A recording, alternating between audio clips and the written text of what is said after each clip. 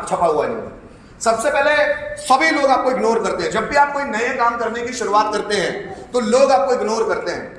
जब भी आप अपनी लाइफ में कुछ ऐसी चीज करने की कोशिश करेंगे जो आसपास के लोग नहीं कर रहे हैं तो लोग आपको इग्नोर करेंगे, आपका बहुत मजाक उड़ाएंगे, आपको फ्रस्ट्रेट करने की कोशिश करेंगे। और यह दुनिया की रीत है। जब भी कोई व्यक्ति कोई नया काम हटके करना चाहता है, डिफरेंट, जो लोग आसपास के लोग नहीं कर रहे हैं, जरा समझने की कोशिश करना। आसपास के ज्यादातर लोग मजदूरी करते नजर आएंगे, नौकरी करते नजर आएंगे। उनमें से एक व्यक्ति उठ जाता है जिसको बिजनेस करना है और ऐसी चीज में बिजनेस करना है जो आसपास के लोग नहीं कर रहे होते हैं।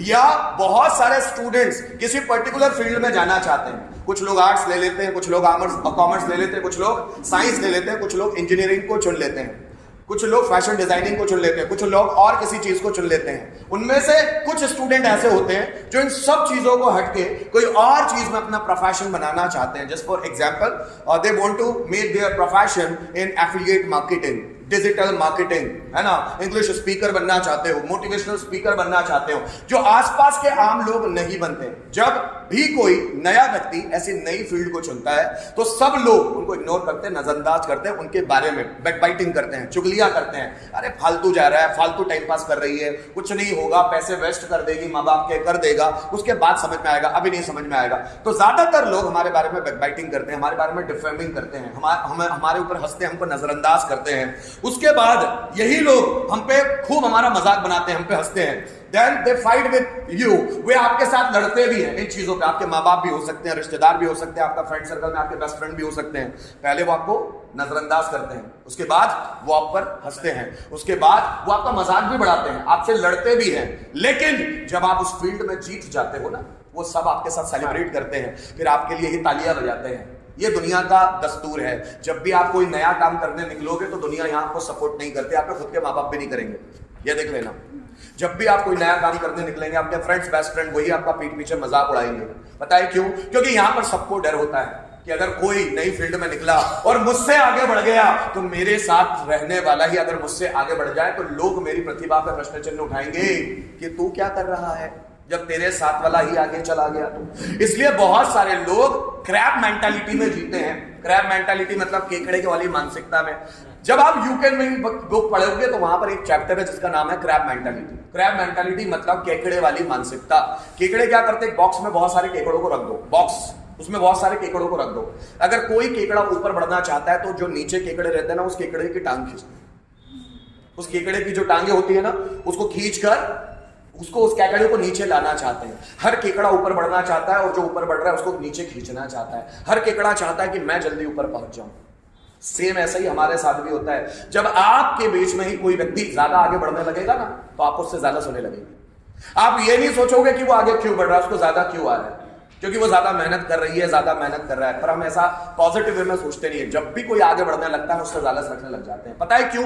इसलिए उसकी टांग खींचते, उससे जालस रखते हैं। हम लोग उसके बारे में बुराई करना शुरू कर देते हैं क्योंकि कहीं ना कहीं हमको लगने लग जाता है कि अब ये मेरे से आगे निकल जाएगा, ये मेरे से आगे निकल जाएगी। और जब हमारे ही बीच में बैठने वाला हमसे आगे निकलता है ना तो हमको अपने आप में डाउट खड़ा हो जाता है कि मेरे ही साथ पढ़ने वाले की जॉब पहले कैसे लग गई, मेरे ही साथ पढ़ने वाला मुझसे आगे कैसे निकल गया।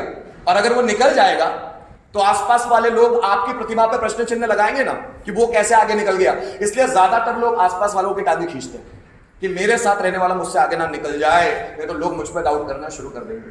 और लोग तो डाउट करेंगे, उसके साथ हम खुद पर डाउट करना शुरू कर देते हैं कि यार मुझ में कुछ ना कुछ तो कमी है, वो आगे कैसे निकल गया। पर मैं बोलता हूं कोई आगे निकल गया उसका मतलब ये नहीं कि वो बहुत ज्यादा टैलेंटेड है, नहीं।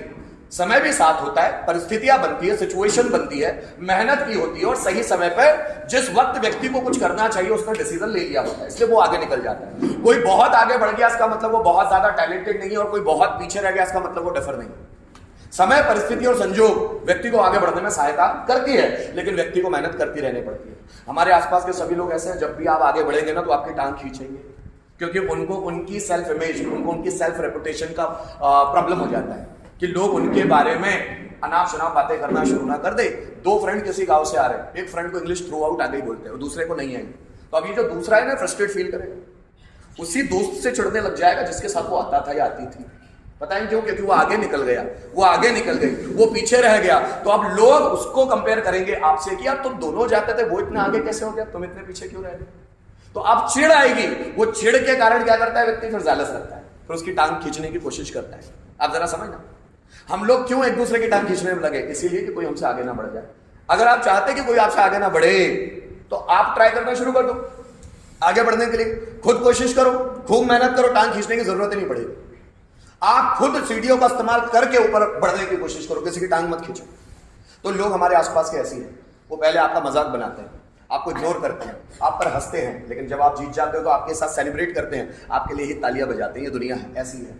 जब आप किसी नई फील्ड में जाना चाहोगे तो आपके माँ बाप आपका रास्ता रोकने की कोशिश करेंगे, बेटा उस फील्ड में कोई दम नहीं है। कोई नया काम करने की कोशिश करता है, उसको बोलते हैं उस फील्ड में दम नहीं है, लेकिन जैसे ही व्यक्ति उस फील्ड में चला जाता है, मुझे पता था ये करेगा, मुझे लगता था इसमें दम है, मुझे पहले से पता था, ये से बहुत सारे लोग आ जाते हैं। जब मिस्टर राम दांगोरे जो पंधाना के विधायक बने थे, ये बिल्डिंग जिनकी है, राम दांगोरे जी जब एबीवीपी में नेता थे, उसके बाद जब उनको विधायक का टिकट मिला पंधाना के लिए, तो बहुत सारे लोग उनकी टांग खींच रहे थे, क्योंकि SC ST कास्ट के थे, बहुत सारे लोग टांग खींच रहे थे। उन पर अटैक भी हुआ था इलेक्शन के लिए, क्योंकि SC ST कास्ट का मतलब बहुत सारे बड़े बड़े नेता उनके ऊपर भी थे, पर उनको कभी ये चांस नहीं मिला। उनको चांस मिला और वो पहली बार में जीत भी गए, विधायक बन गए पंधाना के, तो उनके साथ वालों को रास नहीं आया। जब अपने से छोटा व्यक्ति आगे जाने की कोशिश करता है ना, तो हमको रास ही नहीं आता, बल्कि उसमें हमको बड़ा दिल रखना चाहिए, बड़ा दिल कि यार देखो कितनी मेहनत करके विधायक बनना कोई ऐसी आम बात नहीं है, बहुत खास बात है अगर कोई विधायक बन जाता है, क्योंकि बहुत बड़े विधानसभा क्षेत्र से उसको जीतना होता है, कोई एक गांव नहीं होता, बहुत सारे गांव होते हैं उसमें। और पंधाना विधानसभा क्षेत्र तो मध्य प्रदेश की बहुत बड़ी विधानसभा है, बहुत सारे गांव आते हैं उसमें। अगर उसमें व्यक्ति जीत जाए तो बताओ कितना टैलेंटेड हो गया। और उनके साथ जो राम दांगोरे के साथ थे, जो उनसे भी ज्यादा थे सीनियर, वो पीछे रह गए, राम दांगोरे जी आगे बढ़ गए, तो उनकी भी लोगों ने बहुत टांग खींची है। लेकिन जब वो विधायक बन गए उसके बाद सब साथ में, हमको पता था इस लड़के में टैलेंट है, हमको पता था ये जरूर बनेगा, इसमें दम था, ये बहुत मेहनत करता था, सब चाटुकार बन जाते हैं। ये दुनिया है भैया, ठीक।